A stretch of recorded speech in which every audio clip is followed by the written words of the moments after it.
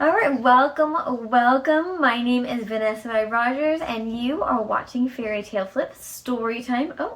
And I am the podcast hostess of Fabric of Folklore. And today we are going to be telling a story, The Legend of Old Befana. I have two helpers today. My name is Vanessa Y Rogers. And? My name is... You're going to say something silly? Declan Rogers.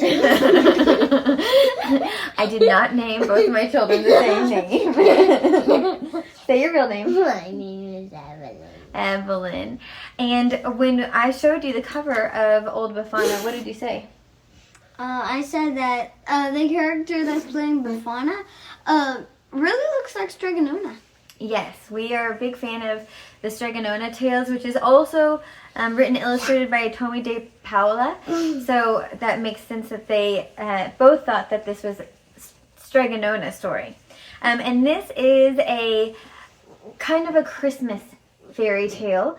And we're going to go ahead and read it. And we'll be talking about this fairy tale in our January episode.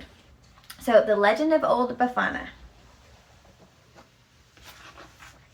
An Italian Christmas story, retold by Tomie dePaola.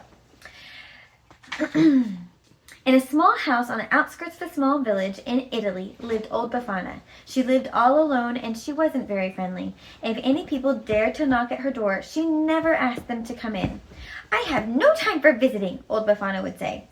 The children didn't like her either. "Cranky old lady," they said, "and the way she is always sweeping." That was true. Every day, every morning and afternoon, Old Befana would sweep with her broom. She swept her little house, she swept her front step, and she even swept her walk all the way down the road. Sometimes a delicious smell of things baking would drift from Old Befana's house. "Whom does she bake for?" her neighbors would ask. And some nights they thought they heard her singing lullabies. "Crazy Old Befana," everybody called her. One evening, after Old Befana had eaten her dinner and swept her kitchen clean, she began to get ready for bed. She locked the door and shuttered the windows, and then she climbed into bed and blew out the lamp and fell asleep. In the middle of the night, Old Befana woke up. The room was bright. "How can that be?" she asked. "My lamp is out, my windows are shuttered, but still my house is filled with light." She got out of bed and crossed the cold floor. When she opened the shutter, a sudden burst of light poured into the room. In the eastern sky, she saw a brilliant star, which seemed to grow before her eyes. "Frumph," said Old Befana, closing the shutters as tightly as she could. "How am I ever to get sleep when the dark has turned to day?" All night she tossed and turned. She didn't sleep a wink. At dawn, Old Befana got up and dressed. She ate her breakfast, then she took her broom as she always did. Every day, every morning and afternoon, she swept her little house. She swept her front step. She even swept the walk all the way down to the road. When she neared the road, Old Befana stopped and listened. She heard bells tinkling. "It's probably just the wind," she said. "Sweep, sweep, sweep." Again, she heard the bells. "It's probably just the birds singing." Sweep, sweep, sweep. Once more, she heard the sound. "My old ears play tricks," she said. Sweep, sweep. Suddenly, over the hill came the most glorious procession Old Befana had ever seen. Camels, horses, elephants, and people. A splendid sight. Halfway back rode 3 royal-looking men, dressed in jeweled robes, wearing crowns upon their heads. But those are the 3 men, like Jesus. Yes, those are the 3 wise men that go to visit baby Jesus, right? Yeah. Mm-hmm. The procession stopped. The 3 kings got down and came up to a frowning Old Befana. "Please," said one of the old kings in a royal voice, "is this the way to Bethlehem?" "How can I say?" said Old Befana. "I never heard of it." And she began to sweep. Man, she likes to sweep, huh? Mm-hmm. "We are searching for the child," said the second king. "Do you know of him?" "There are many children," said Old Befana, sweeping still. "But this one is a king," said the third. "I know nothing of royal matters," she said. "Our books have told us," said the kings, "that when a bright new star appears, the child king will be born in Bethlehem." "The star I have never seen," said Old Befana. "It kept me awake all night. Now, if you will excuse The star I have seen, said old Befana. It kept me awake all night. Now, if you will excuse me, I have work to do. What work does she have to do? Just sweeping. Sweeping. The procession started up again. Old woman, called a boy with leading a camel by. You should come with us. This child, this baby king, has come to change the world. He comes for us. He comes for the poor. We are bringing him gifts. Old Befana paused. She watched the procession wind down the road. A king? A child king? She muttered. Bethlehem? Sweep, sweep, sweep. Coming to change the world? Coming for the poor? Well, heavens knows. Old Befana is poor. Sweep, sweep. Gifts. Only a child? Old Befana went back into her house. Perhaps I should go see him. But what do I have to take him? She put down her broom. She got out some butter and sugar and flour. She blew on the fire and added some wood, and she began to sing. She baked all day, and she didn't even sweep. It was almost dark when she finished. Then she filled a basket with all the cakes, cookies, and candy she had made. I'll take a few coals and a little pot to keep the cookies warm, she said. She put on a shawl and opened the door. And I'll take along my broom to sweep the room clean, for the baby king's mother will be tired. Isn't that the truth? Old Befana stopped, and she hadn't swept all day. It won't take me long, she said. She put down the basket and began to sweep. She swept her little house, swept her front step, and she even swept her walkway all the way down the road. She likes to sweep, huh? Mm-hmm.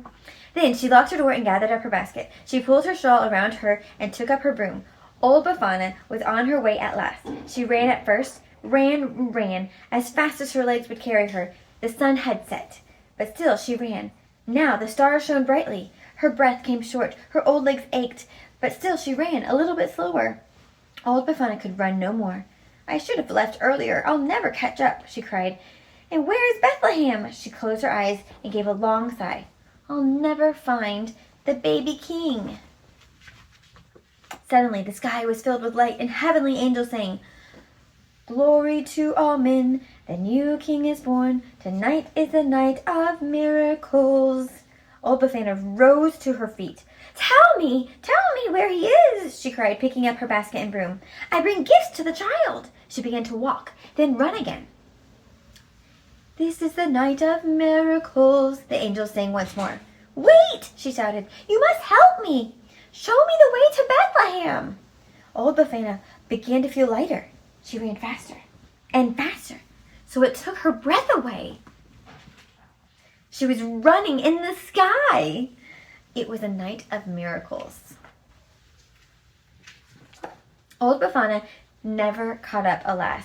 She never found the child in Bethlehem. She is still searching to this day. And every year, on the Feast of the Three Kings, January the 6th, Old Befana runs across the sky, and she visits all children while they sleep and leaves them gifts from her baskets. She takes her broom and sweeps the room all clean. For after all, says Old Befana, I never know which child might be the baby king of Bethlehem. The end. What do you think? That was a really cool book. What do you think?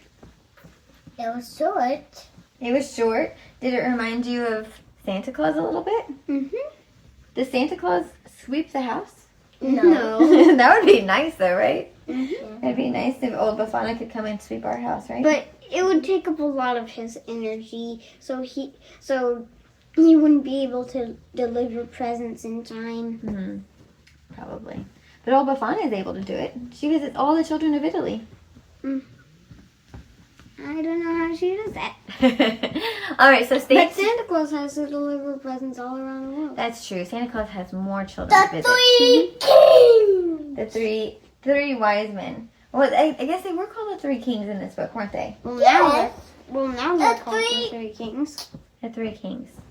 All right, so stay tuned for our January episode where we talk about the history and the culture Everyone and don't do that. Everyone don't do that. the hidden meanings and the connections that we might not have realized while reading the story the first time. When Donna and I kind of go through all of the elements of this wonderful story. Everyone stop. That is a Evelyn.